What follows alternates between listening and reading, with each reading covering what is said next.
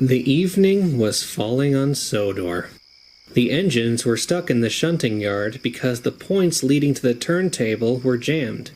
As the workmen mended them, the engines became bored. They all wanted to rest in their nice warm sheds. To pass the time, they began to talk about the upcoming Halloween celebrations. I heard a little boy on the platform saying he's going to be a zombie this year. Percy said. What is a zombie?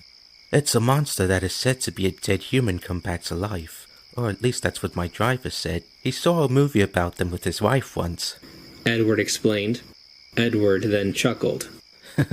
But she didn't enjoy it, so he said. Oh, that sounds scary. Percy said, shivering. Gordon, James, and Henry just laughed. Pah! What nonsense! James huffed. The idea of a person coming back to life as a corpse is just complete rubbish. Percy huffed. Then he grinned at Thomas. You were partly right, James. He said. The idea of a human coming back to life from the dead is rubbish, but... He paused impressively. But what? James asked. While a human coming back from the dead is impossible, something else might be. He said quietly. What are you getting at, little Percy? Gordon grunted. Well, said Percy. Before I came to Sodor, I met an engine who came into the workshop where the first Fat Controller met me. He told me a tale about a railway far, far away from here. This railway was a small branch that served some farms and a large iron ore mine.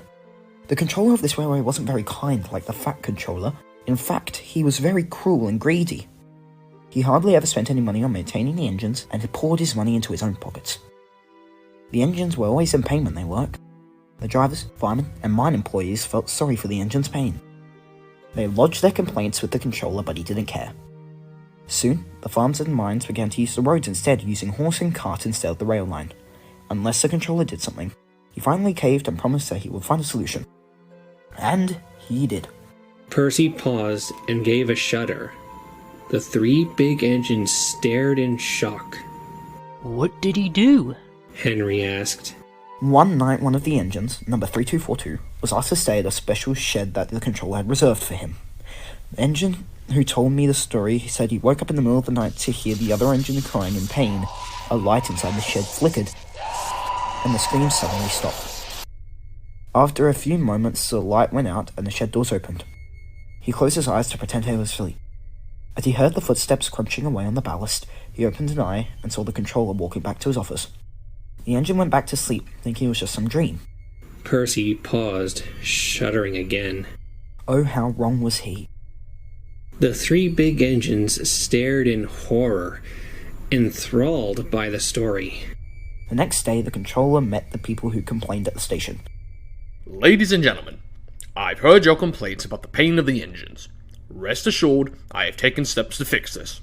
Let me introduce you to the new and improved number 3242. The engine was in the yard and saw what happened next. There came number 3242, creaking and groaning like always with his scratched paint. Men gasped in horror. A woman fainted. The controller just chuckled. Where the engine's face used to be was now nothing but a smokebox door. I've taken care of 3242's pain. He won't complain anymore. He could still be, he said, really useful. The big engines gasped in shock. The idea that an engine, once living and breathing, was rendered dead, yet still forced to work on like... zombie engine, James said, quivering. The controller didn't stop there, ventured Percy. He kept going, doing whatever horrible thing he did to render an engine like 3242. The engine's crews refused to drive their engines after this, but they were replaced with new crews. People called him a murderer, but he didn't care. I am the controller, and engines are best seen and not heard, was all he said. What about the engine who told you the story? Gordon gasped. His crew saved him. One night, the engine crew fired him up, and they left the railway. They didn't know where they would go, or what they would do. But working anywhere was better than working on that railway. Better than working among the living dead. There was silence in the yard. Just then, a workman came walking up. "The points are fixed. You can get back to the sheds now," he said. The 3 big engines took off quickly. Edward remained behind. He looked at Percy and chuckled once they were out of earshot. Do you think we should tell him about the faceless engines? He asked. Maybe some other time, after Halloween. Percy said cheekily. And the 3 engines puffed off to join the others in the shed.